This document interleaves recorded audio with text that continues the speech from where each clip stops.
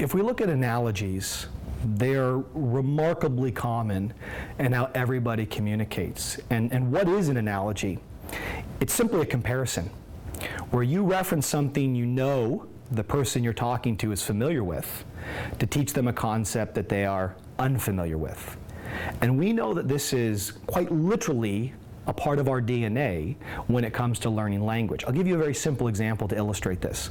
My daughter, when she was very young, you don't realize this until you have kids, but they see things, they experiencing things for the very first time. So she obviously had seen a soccer ball. We kicked it around the backyard. And one day I was pulling out another new ball. She was only like 2.5, 3. And I said, oh, hey, honey, this is a basketball. And literally, she said, oh, kind of like a soccer ball.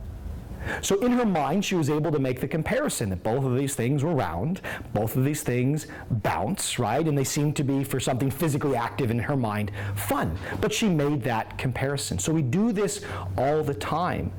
But when we look at coaching, sometimes we can lose that beautiful storytelling that helps people with connection. So let's bring it back into the coaching world. What are some examples? So when we teach people how to jump, for example, a lot of these things are silly, but when we talk about body position in the air, rather than saying, chest up, hips through, knees locked, whatever the kind of technical language, we simply say straight like a pencil. And all of a sudden, people can imagine what a pencil is, and their body gets all stiff and straight. And rather than having to go head, shoulders, knees, and toes, we just say straight like a pencil. And all of a sudden, we see that visual map on to their body.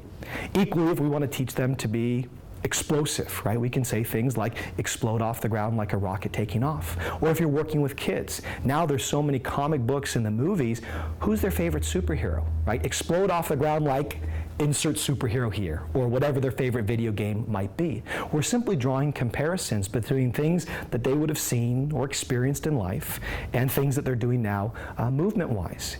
Think about a kettlebell swing.